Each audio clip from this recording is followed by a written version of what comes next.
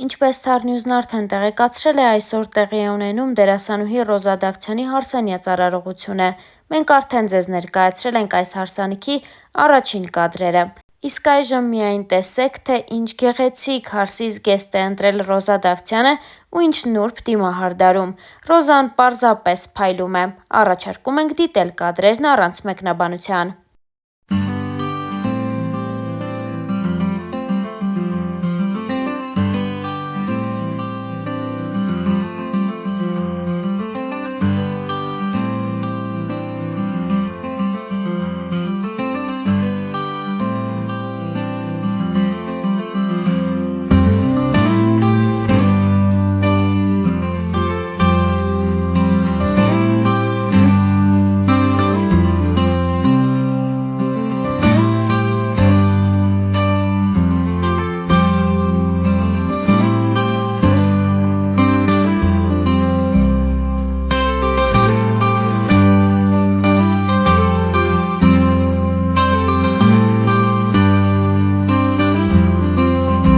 Երիտասարդ դերասանուհին սոցիալական հարթակներում էլ առանձնանում է իր խորը փիլիսոփայական գրառումներով։ Վերջին անգամ երեկ երեկոյան Ռոզան նոր գրառումով է հանդես եկել, որը ներկայացնում ենք ձեզ։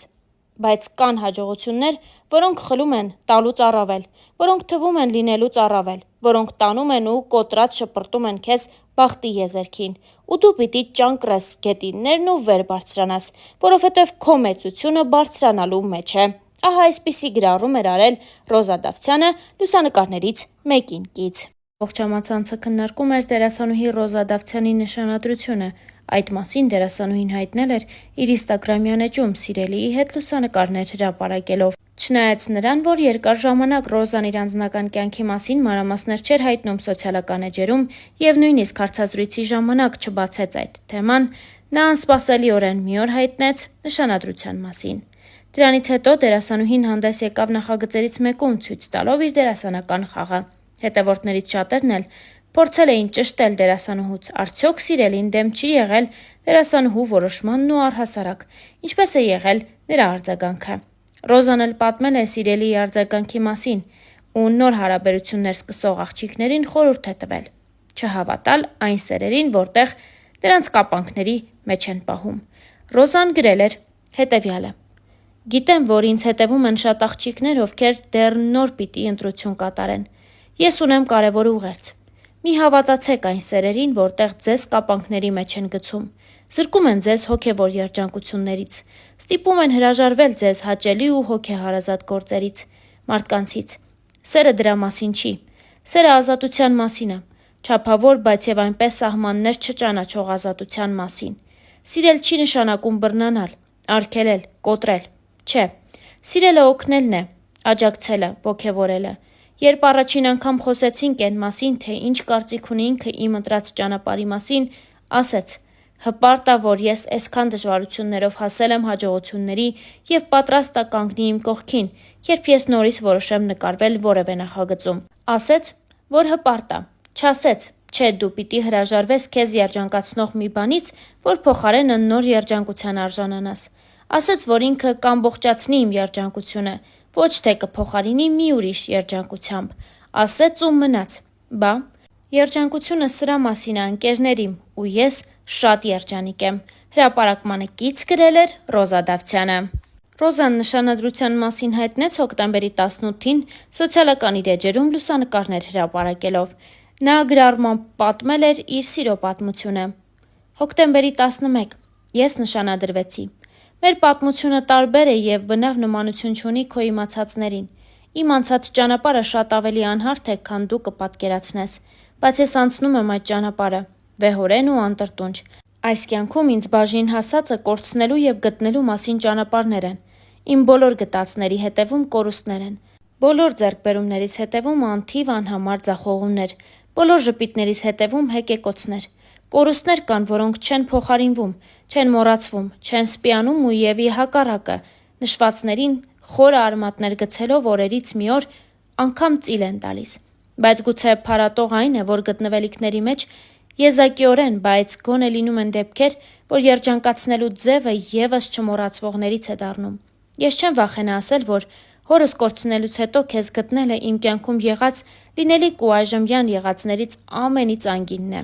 Իմ փոթորկոտ կյանքին հանգստություն տվողն ես, իմ չբթացող ցավերի լուռ կիսողն ես, իմ մենակ օրերի անփոխարինելի ընկերն ես, իմ հաջողություններից անմնացորդ երջանկացող ու վշտիս մեջ հետս լացողն ես։ Գուցեև ուժեղ եմ ես, բայց դու ինձ դարձնում ես անպարտելի։ Հիմա ես իմ հետևում ունեմ անթիվ անհամար կորցրած ու գտած ճանապարհներ եւ վերստին անդառնալի, հավերժ փակված կողպեկված դռներ, եւ ունեմ քեզ, եւ առավելապես քոնն եմ ես, եւ քոնը լինելը սպիացնում է բոլոր խորը վերքերը, հարթեցնում է բոլոր սպիերը, լռեցնում է բոլոր կեղտոտ բերանները, որովհետեւ քոնը լինելը աստվածային օրհնություն է, եւ որքան ասելիք կա քոնը լինելու մեջ։ Ինչ լավ է, որ հենց քոնն եմ ես։ Instagram-յան իր էջում գրել էր Ռոզա Դավթյանը։